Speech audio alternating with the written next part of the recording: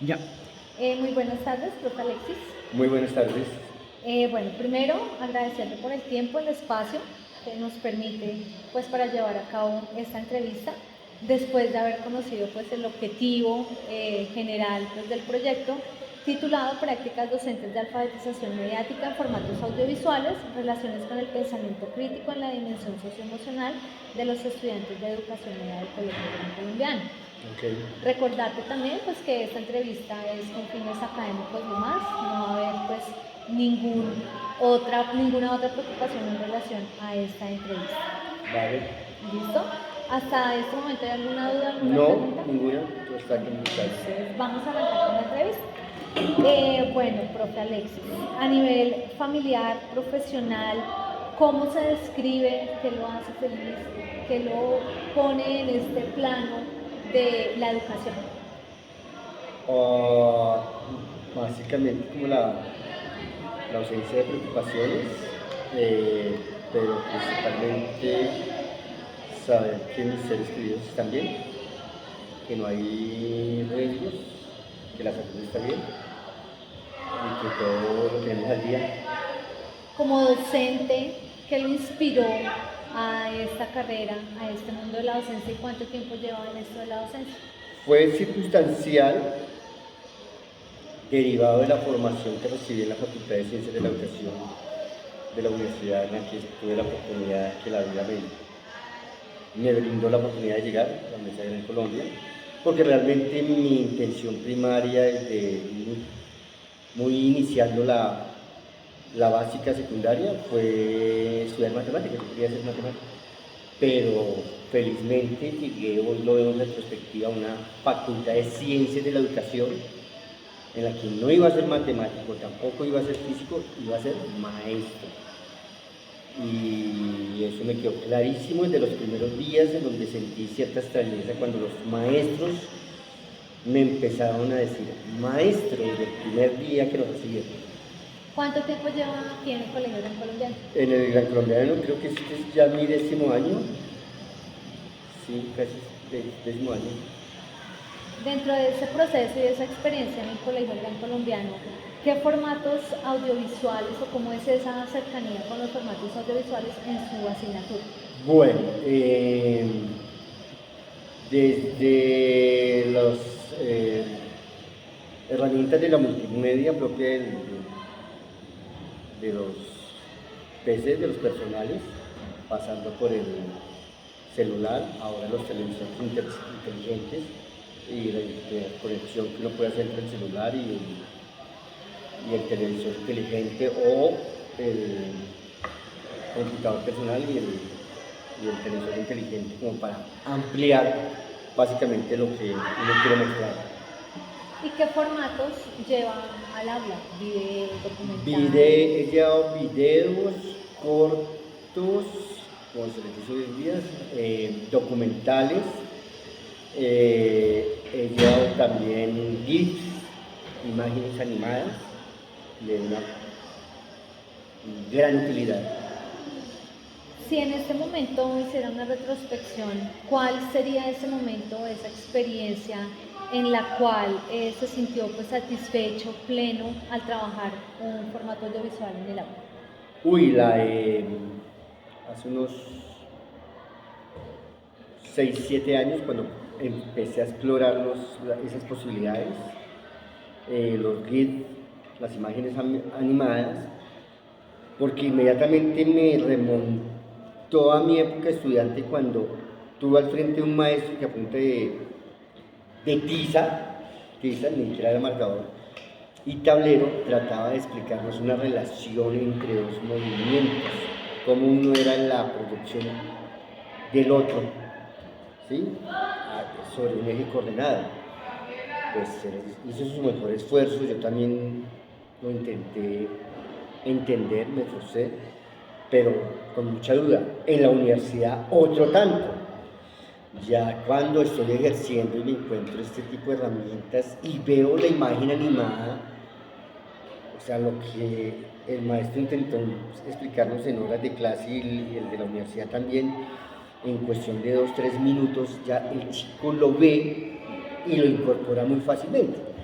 además porque ellos tienen como esa familiaridad ya y muchos elementos del formato audiovisual de la imagen en movimiento ya incorporado, entonces me pareció una maravilla. Pues, si lo hubiera visto así en el momento en que yo fui estudiante, tanto en la media, 10º y 11, como en los primeros semestres de la universidad, pues seguramente esto lo hubiera entendido mucho mejor antes de. O sea, los formatos audiovisuales los consideras como una herramienta Fundamental. estratégica. Sí, claro. Sí, Para sí. ese proceso de enseñanza-aprendizaje. Bueno, dentro de esos formatos que nos cuentas que trabajas en el aula, cortometrajes, videos cortos, ¿qué haces después de proyectar este tipo de formatos con los chicos? ¿Qué te interesa rescatar de estos formatos? Bueno, previo a la utilización del formato y de acuerdo a la internacionalidad que se tenga de- dentro de la planeación, dentro de la programación, pues hay previamente una contextualización general en sí de la programación y luego una particular de lo que vamos a abordar de ese, ya sea video, de ese reel, de ese GIF o de ese documental. O cuando ya es un documental tipo película de extensión de más de media hora, 45 minutos, una hora, entonces ya lo ideal es un ensayo en donde con ciertos parámetros, ciertas estructuras que ya he dado respecto a lo que deben de escribir los chicos, es que ellos lo escriban respecto a ese documental, pues ya con una estructura muy determinada, dentro de dentro de un objetivo claro de esa actividad que hace parte del proceso que me he programado de ese trimestre. Ok. Freire dice que toda educación es política. Cuando usted elige un video y descarta otros, ¿qué ideología, qué visión de mundo y qué tipo de estudiantes está legitimando con esa elección? Procuro que el material efectivamente esté libre de cualquier sesgo político, de cualquier sesgo de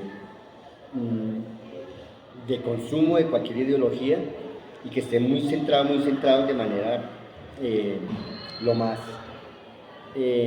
imparcial dentro de los conceptos, leyes, teorías propios de la física y de la ciencia que quiero motivar, convocar, provocar entre los estudiantes, en relación también a la utilidad,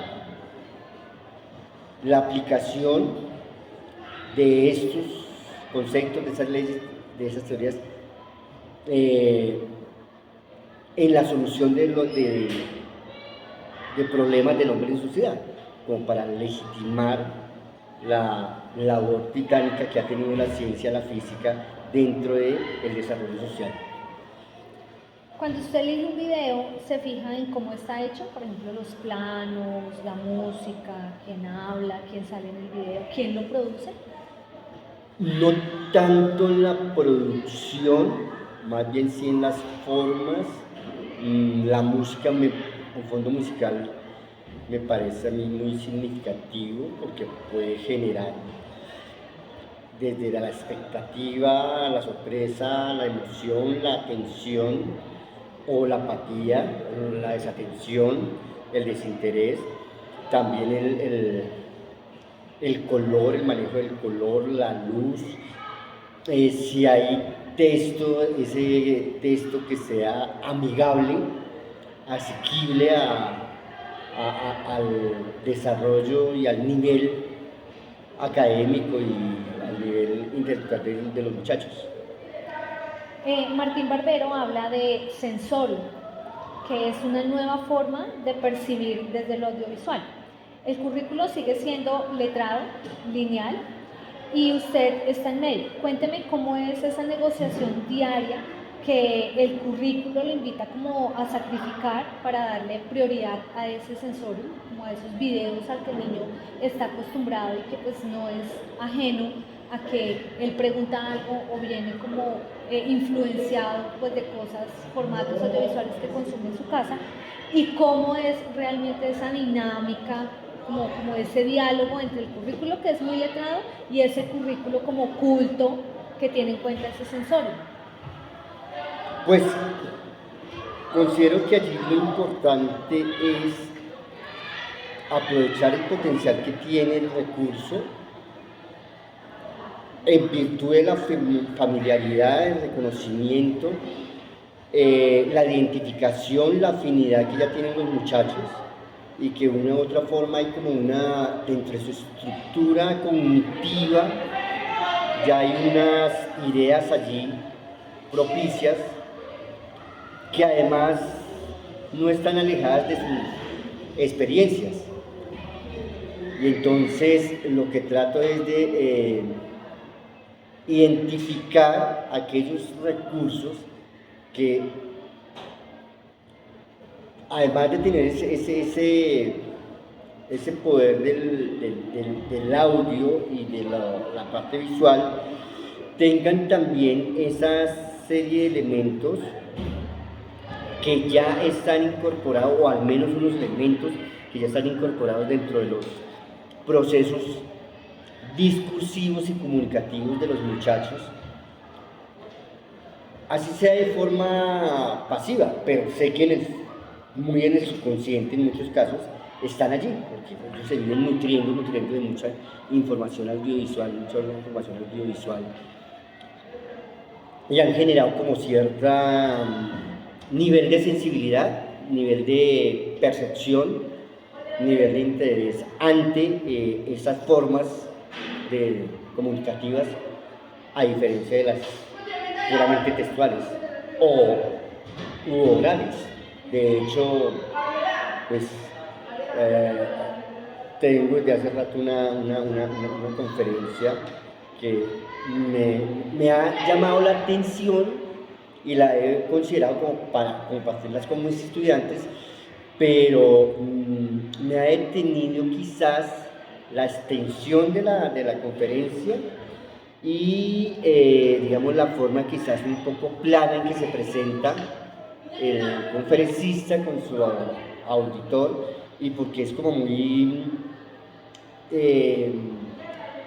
un diálogo muy unidireccional, y considero que pues eso podría agotar al estudiante, precisamente por los elementos que él ya tiene incorporado de los recursos audiovisuales, que no tienen ese formalismo que implica unos niveles de atención durante un tiempo prolongado, ¿sí? Cosa que me parece a mí como también un reto, ¿no? Entonces, ¿cómo podría yo quizás buscar extractos más pequeños, o cómo editarla para, digamos, poder conectar mejor con la estructura que trae ya el muchacho incorporada en su saber?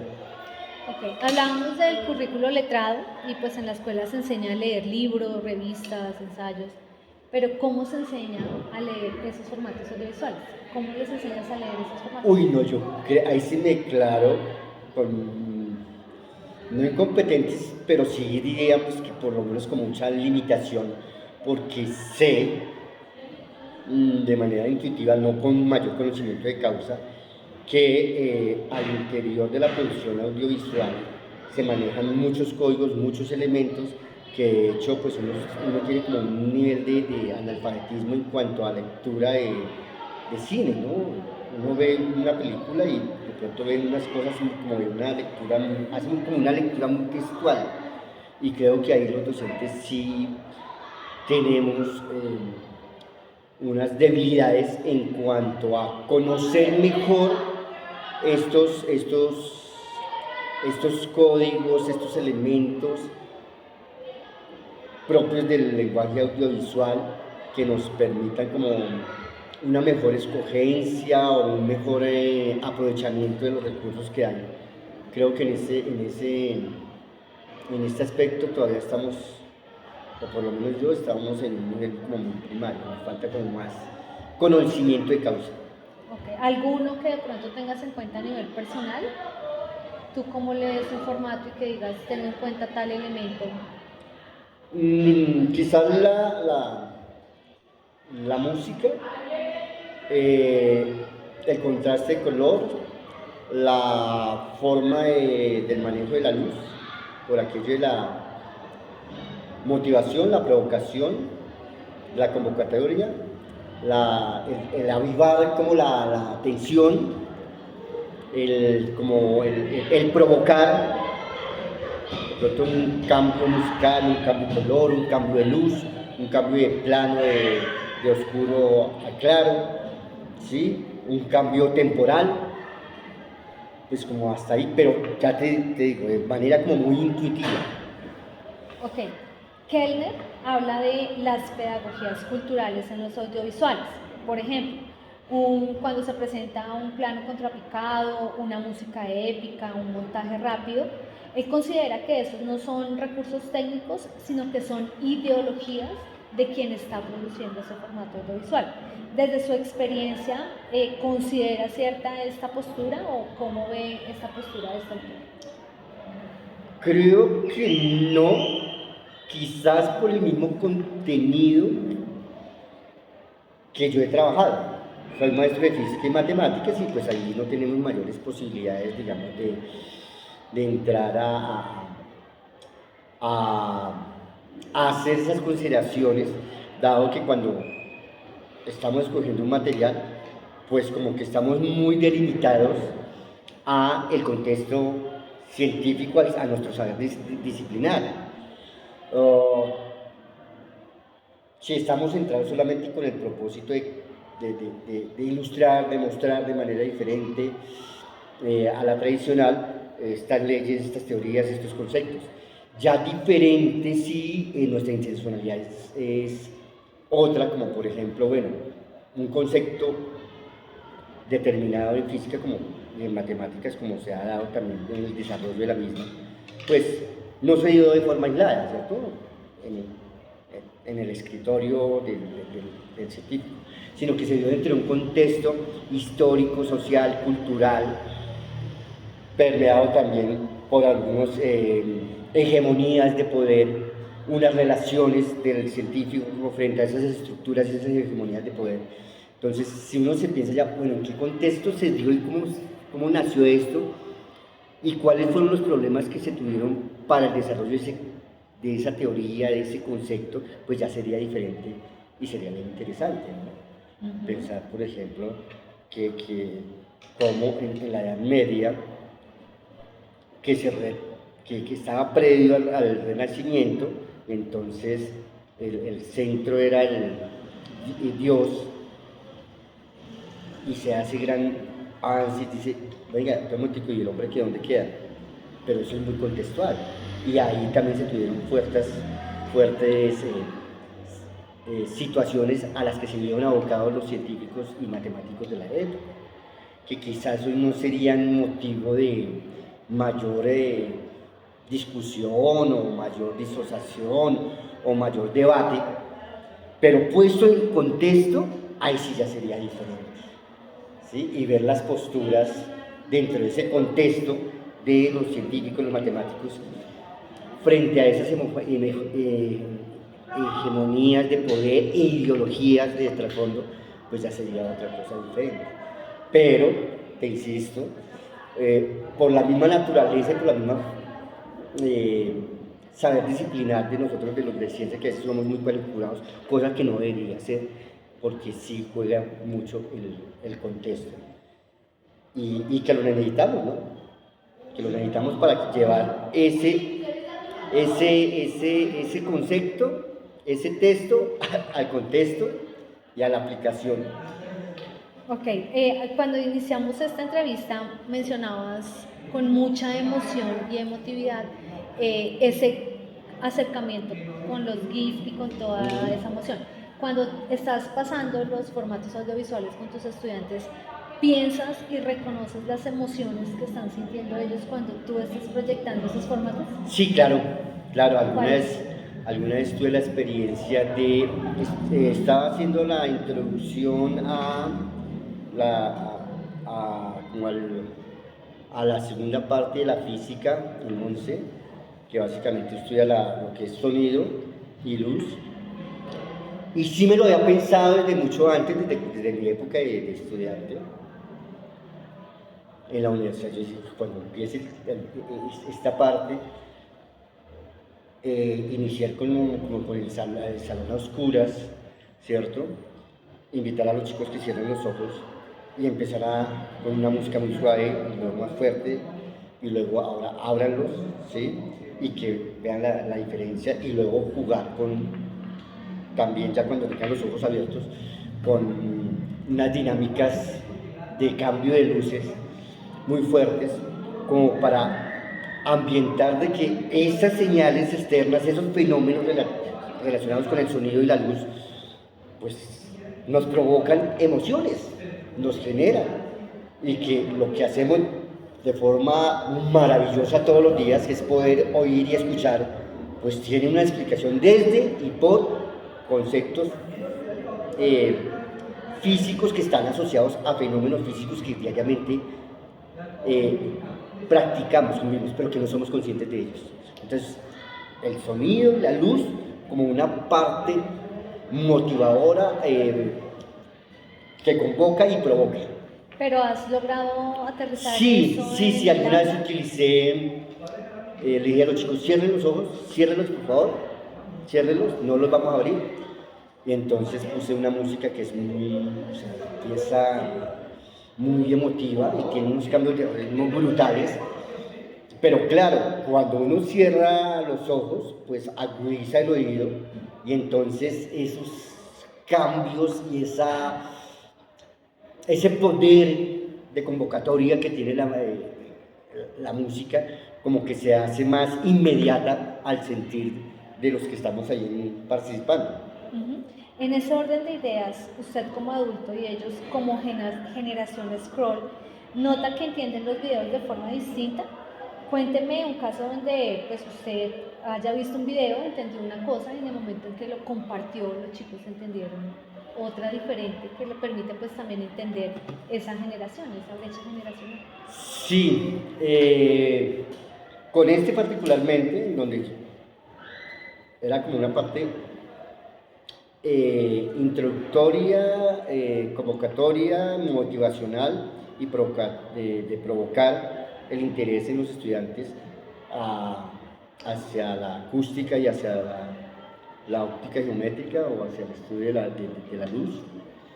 Entonces coloqué un video de un grupo inglés llamado Emerson Lake and Partners, que ellos toman una obra clásica que se llama Fanfarria para un hombre común.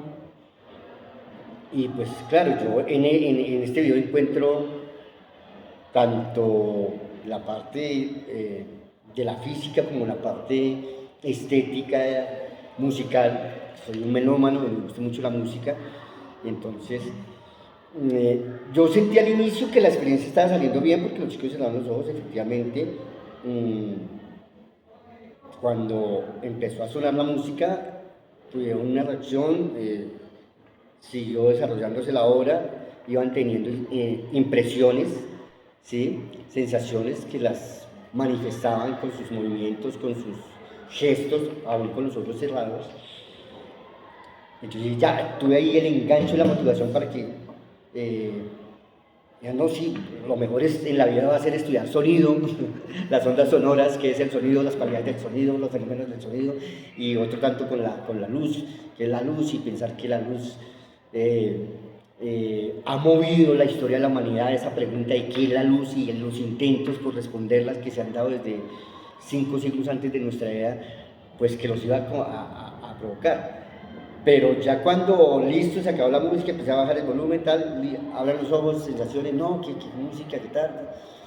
Y cuando fui como avanzando ya hacia el concepto físico, como que la emoción se iba apagando. No, como que me quedé solo yo con la emoción, porque ¿qué pasó aquí? Dice que veníamos bien. Y fue hasta ahí. Hay una brecha generacional. Claro. Además que, por supuesto, no es la misma estructura cognitiva ni el mismo nivel de conocimiento experiencial que yo tengo frente a que traen los chicos frente a. Entonces, por supuesto, la motivación, la provocación, la sensación, la emoción no va a ser igual. ¿Esas emociones y esas percepciones las has logrado en los últimos 2 años? O creo que sí, por lo menos con una experiencia que tuve muy buena.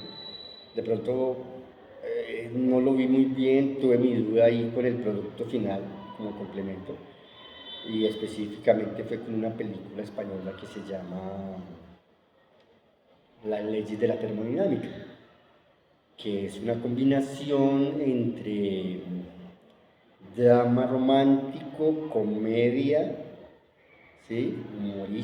Comedia humorística y documental científico. Entonces sí pude ver allí que conectó muy bien y se logró el propósito.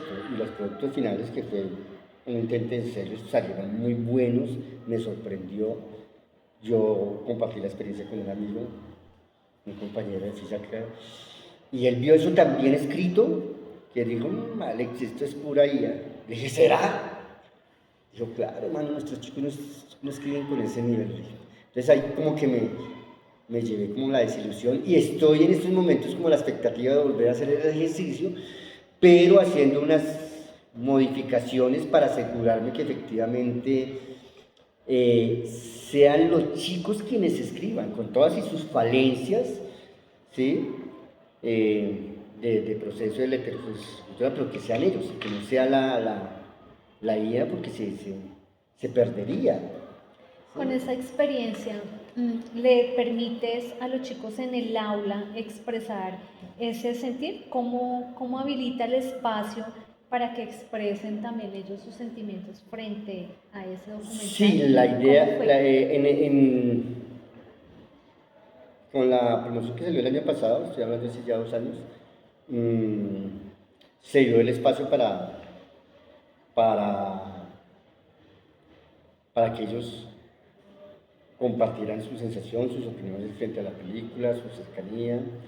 Digamos, sí hubo mucha participación, pero digamos no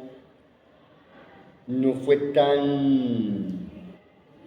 O sea, la participación se dio más como por la formalidad de la clase, que había que participarlo porque yo les preguntaba, pero que hubiese generado una participación más espontánea, más natural, no. O sea, se quedaron más con el mensaje que con lo que ellos mismos podían sentir. Sí, correcto. Y si de pronto había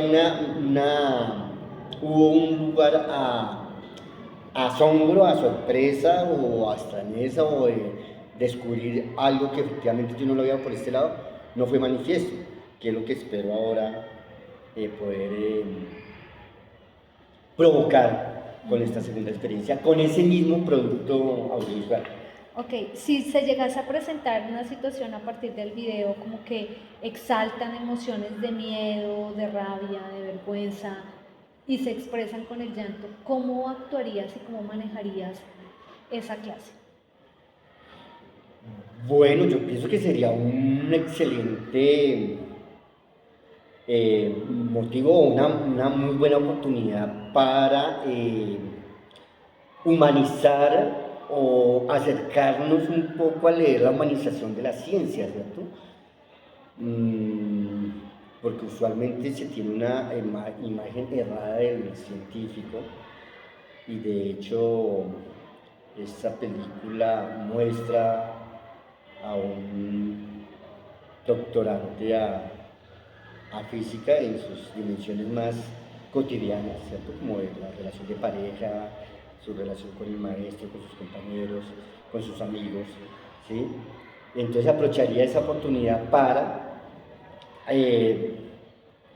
acercarnos más a la lectura humanística de la ciencia, de que los que han hecho ciencia, pues igualmente son seres humanos y que como seres humanos sufren todas estas emociones que ellos y han sufrido y se han conflictuado con todas esas serie de emociones que usualmente ellos viven y que posiblemente vivan en ese momento, angustia, temor, exaltación, emoción, curiosidad, asombro.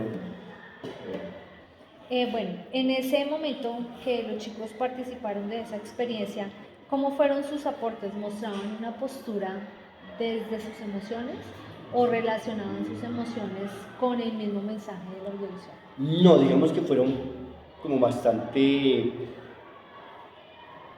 parcos frente a la emotividad, sino que se centraron más en como en lo que habían encontrado de la aplicación de las leyes de la física a la cotidianidad, ¿sí? Como que hubo un mayor acercamiento en ese contexto y como que un cambio de mirada que no habían considerado esa posibilidad de que fuese tan común y tan cotidiano eh, la manifestación de muchas de las leyes físicas en nuestros entornos cotidianos. En la modernidad líquida, los jóvenes son nativos digitales según el autor, pero no son críticos mediáticos. Desde su experiencia y con esto que me cuenta, ¿cómo evidencia esta postura teórica y cómo la describe en su quehacer pedagógico? Sí, mira, yo cuando tuve la oportunidad de compartir ciertos módulos y asignaturas dentro del marco de la maestría que tenía un componente en formación digital o recursos audiovisual, tecnologías de la información, más bien, procesos de aprendizaje mediados por tecnologías de la información. Se nos insistía mucho en esto de que nuestros chicos eran nativos digitales y que nosotros frente a ellos tendríamos un cierto rezago. Pero mira que en contextos de la pandemia pude comprobar que no era tan así, que de pronto sí había un acercamiento y un mejor manejo de algunos algoritmos y algunos recursos tecnológicos de parte de ellos, pero que aquello de nativo digital, como la persona que nació en esta era y que asume los medios digitales como una herramienta, pero que la concibe así como una herramienta, ¿sí? Y que tiene una postura y por lo menos medianamente dudosa frente a esa cantidad de recursos que hay, ¿sí? No lo es tan así. Giroux dice que el docente no es técnico, sino que es un intelectual transformativo. En la práctica, cuando un video reproduce una ideología racista, machista o de consumo, temáticas que quizás están implícitas en los videos o en la misma producción de los audiovisuales que comparten el aula, ¿usted qué hace o qué haría para manejar este tipo de temas? ¿Lo censura, de pronto profundiza en esos temas o simplemente los naturaliza y sigue con su temática? No, yo, si sale, de pronto la lectura de un estudiante, la interpretación de un estudiante o la reflexión crítica de un estudiante frente a que posiblemente yo sin darme cuenta, yo quizás centrado más en el contenido disciplinar del video, ¿cierto? Pero si hay un componente de este tipo y sale, pues yo también lo tomaría como una oportunidad para generar lecturas frente a aspectos que, digamos, no estaban considerados dentro de mi programación o que no eran objeto tampoco de la actividad o la unidad que estoy trabajando, para reforzar la idea de la importancia de tener elementos mínimos y suficientes para hacer lecturas no tan parcializadas, sino más de carácter holístico y ver otras lecturas donde la mayoría vemos solamente una o dos. Entonces, ampliar esa posibilidad de proporcionar esos debates de temas que no habíamos considerado o que quizás no hacían parte, que pienso que no.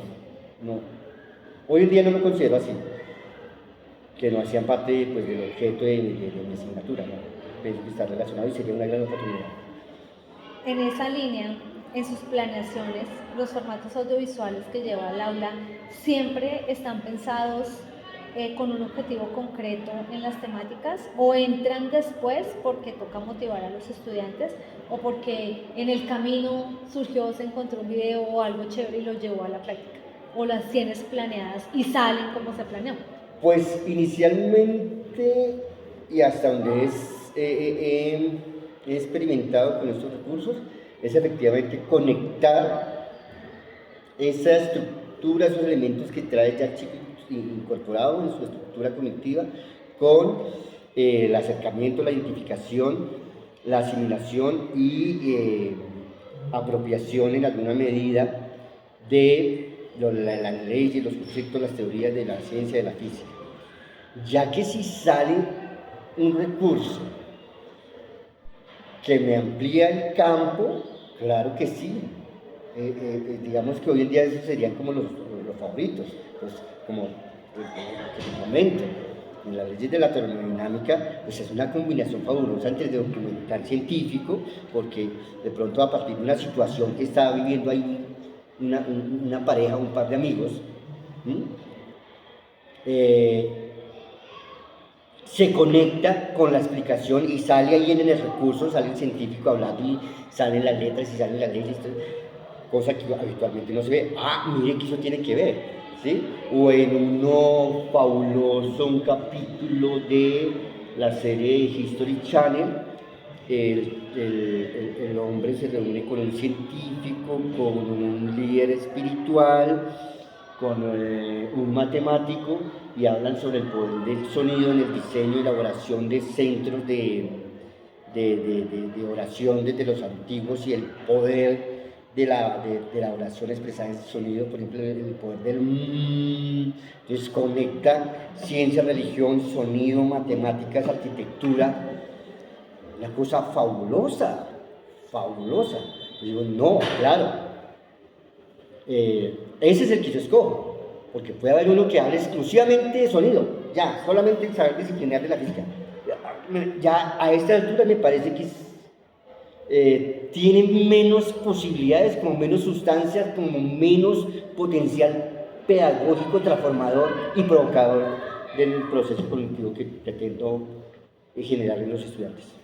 ¿Qué pasa en su sentir y en las mismas organizaciones que tienen su planeación cuando lo que se proyectó realmente tiene un versus con lo que pasa en el aula atendiendo a estas dinámicas que nos acaba de explicar? Yo planeé una cosa, pero realmente la clase sale de otra. Entonces, ¿qué sucede en su sentir, en su planeación, y qué pasa con eso? ¿Dónde se va? Pues ahí hay como un proceso natural, pues no siempre lo que se planea sale, y menos en procesos educativos, porque igual estamos hablando con seres humanos en desarrollo, en potencia, incluso nosotros mismos todavía somos seres cognitivamente en desarrollo, y creo que no es muy procedente pretender que lo que planeamos es lo que debe salir, y que si no sale, pues salgo mal. No, al contrario, creo que si no sale, es también una oportunidad para hacer la lectura, hacer la evaluación de por qué se presentó esto, si hay relación entre lo que se presentó y lo que se estaba trabajando, y aprovecharlo como un potencial de ubicarme en el mismo plano de mis estudiantes, en el sentido de que frente a lo que pueda salir, salga un tema o una relación que no se había considerado y de la cual yo no tengo mayor conocimiento de causa, y pues como ubicarme en el mismo plano. Esto no lo sabía, quizás ustedes lo sepan más, pues queda ahí como para que si lo sigamos trabajando y generar otro espacio de diálogo o discusión frente a lo que se puede pensar, así no tenga nada que ver. Shulhan habla de la sociedad del cansancio y la economía de la atención. Cuando usted piensa en el material audiovisual ideal para desarrollar la clase, pero este tal vez es muy extenso, como ya lo había mencionado antes, y los estudiantes se pueden distraer o ya conoce que tienen otras dinámicas, ¿A qué le da prioridad realmente? ¿Al proceso educativo que implica la duración que exige la formación de un pensamiento crítico? ¿O cede a esa lógica del scroll, la duración corta de 3 minutos, que tolera la atención líquida del estudiante? Cuénteme cómo logra mediar esa batalla en el aula y a qué le apuntamos. No, creo que en esa sí la he tenido siempre clara en el sentido de que en 5 minutos, en media hora, en una hora, yo no voy a generar un proceso cognitivo y que mi función no es dar respuestas cerradas, porque tampoco la ha dado la ciencia en más de 25 años, 25 siglos de desarrollo, yo porque las tengo que dar. Y si un formato, por más cerrado que esté, me genera más dudas que preguntas, pues bienvenido. Entonces, claro, que me digan, profe, ¿y al final qué? No, pues al final toca seguir leyendo, toca seguir analizando, interpretando, ir a otras fuentes y averiguando el por qué, para qué, porque la ciencia, si la ciencia tuviese respuestas a todas las preguntas, pues estaría acabada y ya afortunadamente no está acabada. Entonces, eso sí no me preocupa, dar respuestas cerradas, lograr procesos cerrados a través de estos formatos, que es que no es que ahora los chicos tienen solamente atención, pues que sea cierto, sí, listo, pero que se vaya una buena cantidad o al menos uno con una serie de preguntas abiertas, para mí me parece eso mucho más eh, potencialmente significativo frente a lo que es mi propósito del desarrollo del potencial humano de nuestros estudiantes. Bueno, hasta aquí hemos manejado lo que es pues, el pensamiento crítico dentro de una sociedad, unas dinámicas generacionales que involucran pues obviamente el audiovisual y esas emociones. Entonces ahora desde esa experiencia y recopilando un poco esas temáticas, ¿cómo cree usted que se puede desarrollar el pensamiento crítico en una dimensión socioemocional de nuestros estudiantes? Ese ya es otro asunto. Si yo pretendo desarrollar pensamiento crítico, entonces tendría que, desde la emocionalidad, ver la utilidad que se le ha dado a la aplicación del mismo conocimiento científico que yo trato de promover, de provocar, de convocar, de que los chicos se involucren y se apropien. ¿Cuál es la utilidad que le estamos dando? ¿Sí? Y entonces sí, ya a partir de un material muy seleccionado, abordarlo y luego preguntarnos, o incluso sin abordar un material audiovisual, pero sí generando una serie de preguntas o de debates en torno a qué tan beneficioso es el uso de las pantallas, o que si realmente nos ayudan al fortalecimiento de nuestras habilidades cognitivas, al fortalecimiento de nuestras habilidades sociales, emocionales, o por el contrario nos están haciendo menos socialmente empáticos, porque vemos cantidad de videos en donde ya las reuniones familiares, pues lo primero es recoger el celular, o que se llega a visitar a la casa de la abuelita, del abuelito, y entonces lo primero es recoger el celular, ¿cierto? En espacios de compartir. Entonces, aún en una cita interpersonal, pues démonos la pena y dejemos el celular aparte, y que es una crítica que aplica para nosotros. Entonces, pienso que también los recursos audiovisuales tienen ese gran potencial de generar la duda, provocar el debate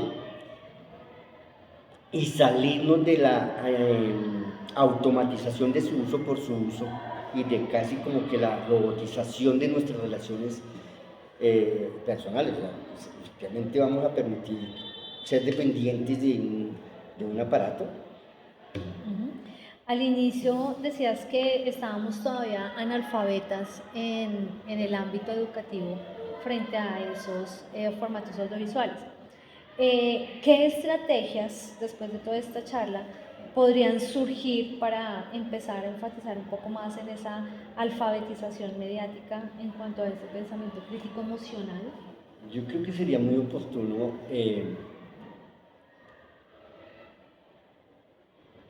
adentrarnos en los códigos que maneja los formatos audiovisuales, desde el cine hacia abajo, adentrarnos en la industria de los, eh,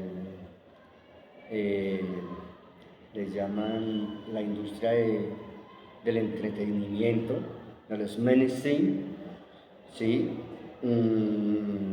Adentrarnos en la universalización de las conductas o universalización de la cultura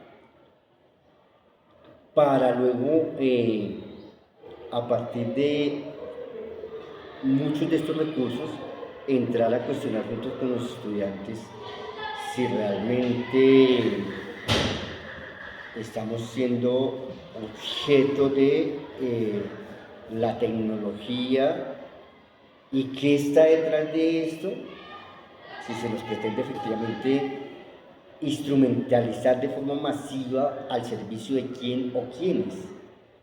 ¿Sí? Entonces, creo que esas serían como las estrategias. Uno, la alfabetización en términos de códigos propios que se manejan desde el cine y hacia abajo, ¿sí? Y luego ver como el estado del arte, de cómo se utilizan estos recursos o cómo se vienen utilizando, si es que se vienen utilizando, porque puede ser una hipótesis de tipo especulativa la que estoy haciendo, de que efectivamente se está utilizando todos estos recursos audiovisuales para homogeneizar y estandarizar, ¿sí?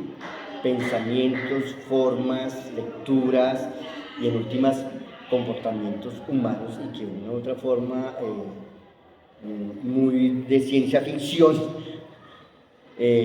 no somos nosotros quienes gobernamos estos instrumentos, sino que son ellos los que nos están gobernando, o unas personas o unas entidades corporativas que están detrás de estas, forjando unos modelos de consumo y de relaciones de mercado, que ya sería otro cuento. ¿Qué tiene que ver con la física? Pues por supuesto que sí. Todo está integrado. Bueno, a partir de esta entrevista, ¿qué se lleva para su labor docente desde esas prácticas docentes en cuanto a la alfabetización mediática, pensamiento crítico y emocionalidad? No, la satisfacción y el beneplácito de saber que hay compañeros que están trabajando fuertemente en este tipo de consideraciones, el encontrar este intento de prueba piloto de la IB en asignaturas que convocan a este tipo de lecturas, como la sociedad digital, en donde nos convocan a que venga como el mundo digital, el recurso digital, ya se nos ha incorporado y hace parte, es una característica esencial de nuestra sociedad, y cómo en diferentes contextos temporales, pues eso de una u otra forma está mediando, está jugando a favor de o en contra de, no sabemos, pero que sí nos ofrece oportunidades para con nuestros estudiantes y por nuestros estudiantes, y con otro tanto con nosotros mismos, ¿no? Porque allí nosotros también a veces, no sé, de pronto los más grandecitos, creo que hemos sufrido también unas experiencias de animadversión hacia el uso de la tecnología, pero que después ya cuando les encontramos el potencial hemos incorporado algunas, y que en ese sentido pues también como que entramos en el mismo plano con los estudiantes de que yo no quería saber de esto, pero ahora que ya lo sé, uy, qué chévere, lo hubiera querido saber anteriormente. Entonces, muy seguramente a los chicos les pasa lo mismo con nuestro saber disciplinar, ¿sí? Ya cuando se lo encuentran, muy seguramente en algún momento no lo quisieron, o salen, se gradúan y no lo quieren, que están completamente mediados o centrados quizás por otros intereses o aún todavía no los tienen, no los han identificado, pero sí me parece una oportunidad y me llevo el beneplácito de saber que esto se está movilizando y el beneplácito de saber que las lecturas que yo he hecho en torno a que, venga, Alexis, sí, usted es de ciencias duras, pero tiene que necesariamente, la vida no es un plan cartesiano, ¿cierto? Y que el positivismo en que a veces nos han formado los de ciencias naturales, pues ya no procede tanto hablando en términos de la posibilidad de conectar, convocar, motivar y provocar a nuestros estudiantes, porque no son solamente parte cognitiva. Me llevo eso. Listo, profe. Muchísimas gracias porque podemos también concluir que dentro de esos aspectos, como mencionas, ¿no? La parte como muy curricular, la parte del pensamiento, de generar hábitos, no se puede dejar de lado la parte emocional tanto de los estudiantes como lo que nos enseñas hoy, ¿no? Porque llevas un video porque te tocó primero, porque lo sentiste, porque generó una serie de emociones en el profe para quererlo compartir y para manejar otro tipo de experiencias en el aula. Entonces, claro, lo que genera esa transversalidad pues son las emociones. Con todo esto, ¿considera que de pronto hay algo clave que no le haya preguntado en esta entrevista? O sí, quizás frente a cómo el uso inadecuado de muchos de estos recursos, contrario a lo que el ideal, al menos teóricamente, considero, no lo indicaría, de potencializar las diferentes dimensiones de nuestros chicos, ¿cierto? No solamente la cognitiva, sino fundamentalmente también la emocional, y dentro de esa combinación que no podemos aislar. Entonces, venga, si a mí yo sé esto y me provoca esta emoción y encuentro esto, pero ¿por qué? ¿Para dónde? Entonces, si el uso excesivo de estas corresponde a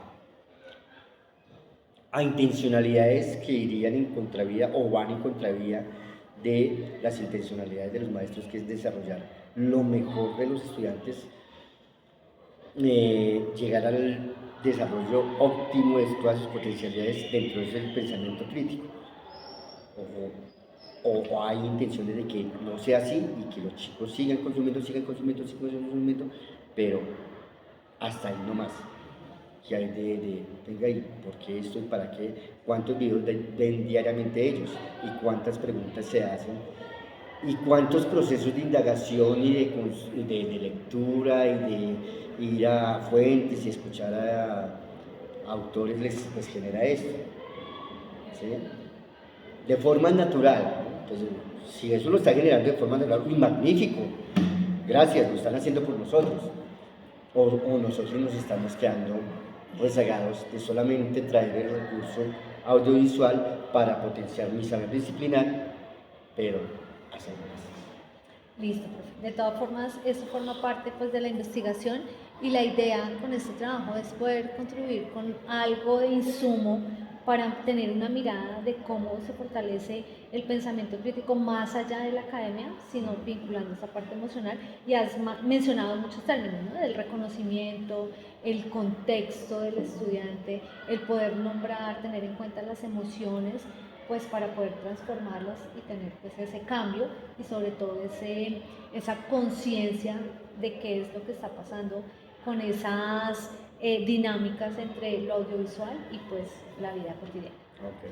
Agradezco mucho su atención, profe, y gracias por la disposición para esta entrevista. No, a ti muchas gracias por este espacio que nos lo debíamos. Gracias. Muchas gracias, muy amable.